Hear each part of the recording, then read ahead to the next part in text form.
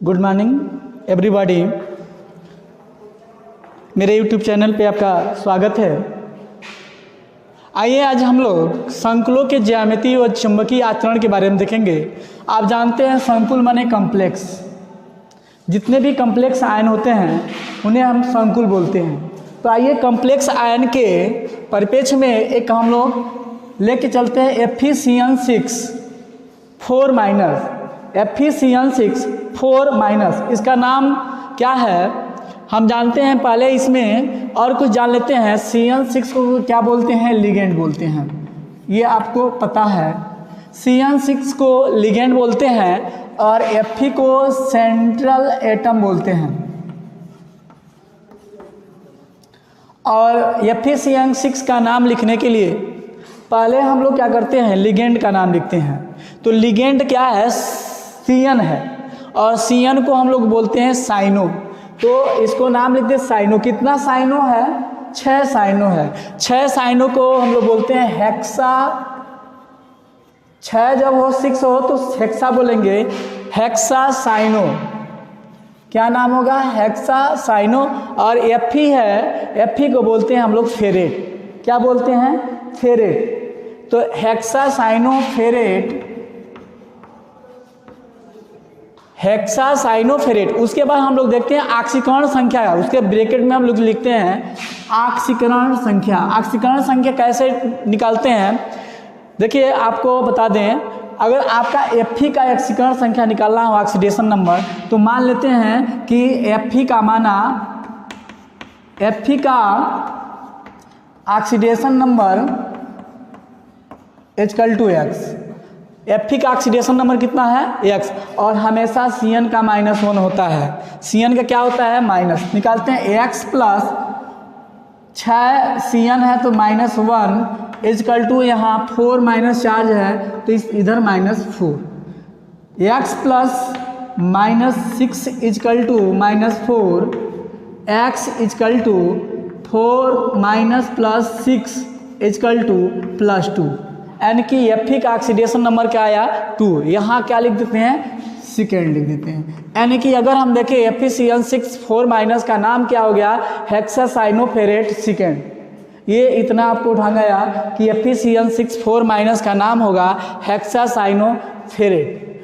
अब हम लोग हेक्सासाइनोफेरेट का क्या ज्यामिति है, क्या उसका ज्योमेट्री है और उसका क्या मैग्नेटिक प्रॉपर्टी है, उसके बारे में अध्ययन करेंगे। क्योंकि ये देखने से तो हमें लगेगा नहीं, तो हम पहले इसको जज करेंगे। इसका क्या ज्यामिति होगा, क्या इसकी ज्योमेट्री होगी और इसका क्या मैग्नेटिक बिहेवियर, चुंबकीय व्यवहार होगा, उसके बारे में अध्ययन करेंगे। तो मैं उम्मीद करता हूँ कि आप स्क्रीनशॉट लेकर और इस बातों को लिख लेंगे अपने कॉपी में। हम इसको मिटाते हैं।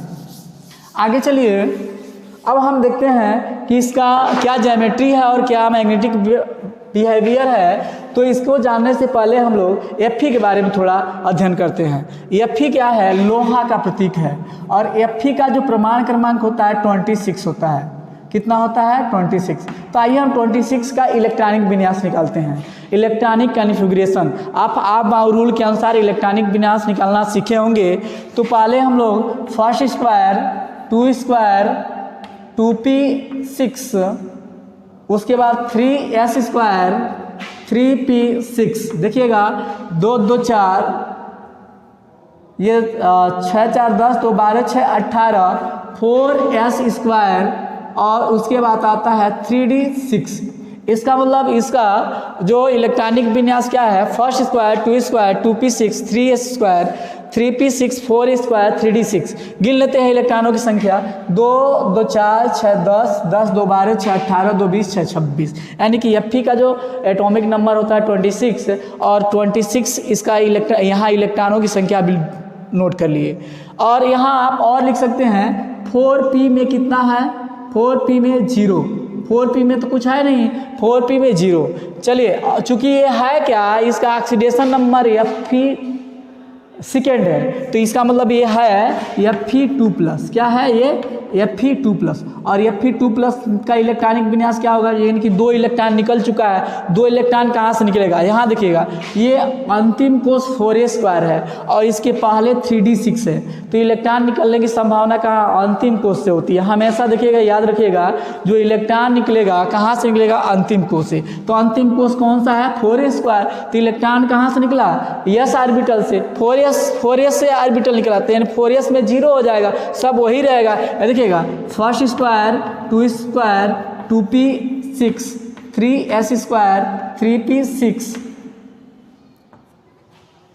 फिर आपका या 3d 4s 0 3d6 ऐसे लिख सकते हैं आप, या थोड़ा और आप इसको बदलाव कर सकते हैं, ऐसे भी कर सकते हैं 3d6 4s 0 4p0। ये किसका इलेक्ट्रॉनिक विन्यास हो गया, Fe2+ का। तो इसको हम लोग थोड़ा ऑर्बिटल में दर्शाते हैं। d का कितना होता है, d का जो ऑर्बिटल होता है 5 ऑर्बिटल होता है, 1 2 3 1 2 3 4 1 5। s का कितना ऑर्बिटल होता है, 1 ऑर्बिटल होता है। और p का कितना ऑर्बिटल होता है, 3 ऑर्बिटल होता है। देखिए ये ऑर्बिटल, ये कौन सा ऑर्बिटल, d ऑर्बिटल, ये कौन सा ऑर्बिटल, s ऑर्बिटल, ये कौन सा p ऑर्बिटल। और इसमें 3d में 6 इलेक्ट्रॉन है। अब बाउ के रूल के अनुसार, हुंड के रूल के अनुसार इलेक्ट्रॉन पहले क्या ऐसे भरेंगे 5 इलेक्ट्रॉन और यहाँ इलेक्ट्रॉन भर जाएगा। और 4s में 0 4p में क्या होगा, 0 इलेक्ट्रॉन होगा। ये आप जान गए। अब देखिएगा इसमें लिगेंड कौन है, Cl। लिगेंड क्या है, Cn। और Cn कौन सा लिगेंड है, एक प्रबल लिगेंड है। आपको बताया गया था कि एक स्ट्रॉन्ग लिगेंड होता है और एक वीक लिगेंड होता है। स्ट्रॉन्ग जो लिगेंड होता है वो क्या करता है, जो इलेक्ट्रॉन है उसके इनर ऑर्बिटल में जो इलेक्ट्रॉन है उस इलेक्ट्रॉन को युग्मित कर देता है, यानी कि पेयर्ड में कर देता है। प्रबल होगा तो पेयर्ड में कर देगा, अगर वो वीक होगा तो पेयर्ड में नहीं कर पाएगा। तो आइए देखिए Cn क्या है, एक प्रबल लिगेंड है, स्ट्रॉन्ग लिगेंड है। और स्ट्रॉन्ग लिगेंड होने के नाते ये क्या करेगा, ये इस इलेक्ट्रॉन को युग्मन कर देगा। ऐसे देखिएगा, ऐसे युग्मन कर दिया 1 2 3 4 5 1 2 3 4 5। अब देखिए ये उठ के यहाँ आएगा, ये उठ के ऐसे 1 इलेक्ट्रॉन यहाँ यहाँ यहाँ 6 इलेक्ट्रॉन हो गया। इसका d ऑर्बिटल ये भी खाली हो गया, एक s खाली हो गया और ये p खाली हुआ। कितने हैं Cn तो 6 है, हेक्सासाइनो है, तो एक Cn यहाँ आएगा,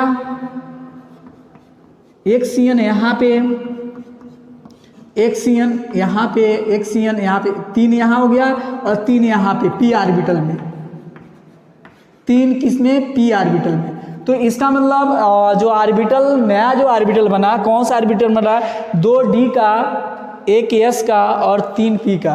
तो हाइब्रिडाइजेशन क्या हो जाएगा, D2sp3। क्या हाइब्रिडाइजेशन होगा इसका, D2sp3 हाइब्रिडाइजेशन होगा। यानी कि D हाइब्रिडाइजेशन की बात करें, संकरण की बात करें, इसमें संकरण होगा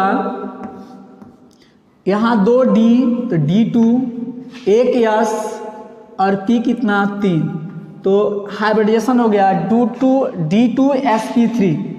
क्या हुआ, D2sp3। अब आप जानते हैं कि D2sp3 जो होता है उसका संरचना कैसा होता है, अष्टफलकी होता है। अब संकरण, आपको संकरण पढ़े होंगे, अगर नहीं पढ़े होंगे तो मेरे वीडियो में जाइएगा जहाँ मैंने हाइब्रिडाइजेशन पढ़ाया है, वहाँ आप देखिएगा, वहाँ बताएंगे कि हाइब्रिडाइजेशन जब आप क्लियर कर लें तो उसका ज्योमेट्री, उसका संरचना आपको पता चल जाएगा। एक्चुअली D2sp3 का जो संरचना होता है वो क्या होता है, अष्टफलकी होता है।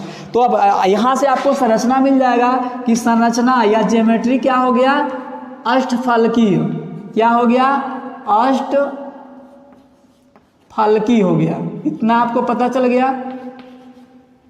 मैं उम्मीद करता हूँ कि आप इसको स्क्रीनशॉट लेंगे और स्क्रीनशॉट लेने के बाद आप जो है कि इसको अपने कॉपी में लिखेंगे। यहाँ एक चीज़ और आप देख रहे हैं, जो Cn का इलेक्ट्रॉन है, जो न्यू ऑर्बिटल बनता है, वो न्यू ऑर्बिटल आउटर न बन के जो डी ऑर्बिटल में नया ऑर्बिटल फिक्स होता है Cn, वह बाहर न बन के क्या बन रहा है, अंतः। तो ये कौन सा बनाएगा, अंतः संकुल यौगिक बनाएगा। कौन सा बनाएगा, अंतः संकुल या निम्न चंक्रण संकुल, इसे बोलते हैं अंतः कंचक संकुल। ये एक और बढ़ा लेंगे कि Fe6 माइनस अंतः कक्षक संकुल का निर्माण करता है। किसका निर्माण करता है, अंतः कक्षक संकुल का निर्माण करता है। और अंतः कक्षक संकुल को भी बोलते हैं निम्न चंक्रण संकुलन, निम्न चंक्रण संकुल भी बोलते हैं हम लोग इसको। और एक चीज़ और, अब तो आपको पता चल गया कि इसका ज्योमेट्री क्या है, कैसा निम्न चंक्रण संकुल है, ये भी आपको पता चल गया। अब ये पता करना है कि ये मैग्नेटिक है या डाईमैग्नेटिक है। आपको बताया गया था कि अगर इलेक्ट्रॉन अनपेयर्ड है तो इलेक्ट्रॉन पेयर्ड में है, इलेक्ट्रॉन क्या हो, पेयर्ड में हो तो डाईमैग्नेटिक होगा। अगर अनपेयर्ड हो तो डाईमैग्नेटिक नहीं होगा। तो ये बताइए, ये इलेक्ट्रॉन सारे तो इसके पेयर्ड दिखाई दे रहे हैं, तो जब इलेक्ट्रॉन पेयर्ड दिखाई दे रहे हैं तो सीधे से बात है डाईमैग्नेटिक होगा, प्रतिचुंबकी होगा। तो एक और चीज़ नोट कर लेंगे यहाँ कि इस संकुल में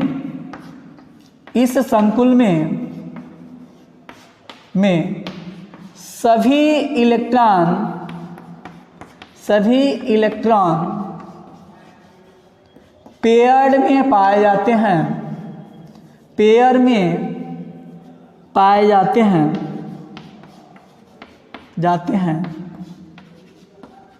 अतः यह संकुल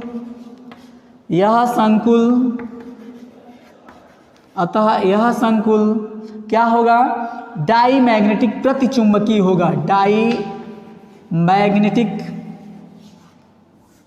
प्रतिचुंबकी होगा। इसका मतलब आपने जाना कि जो इसका संरचना होगा अष्टफलकी होगा और इसका जो मैग्नेटिक बिहेवियर होगा वो प्रतिचुंबकी होगा। आज बस इतना ही। मैं उम्मीद करता हूँ इससे आपको ये समझ में आ गया होगा।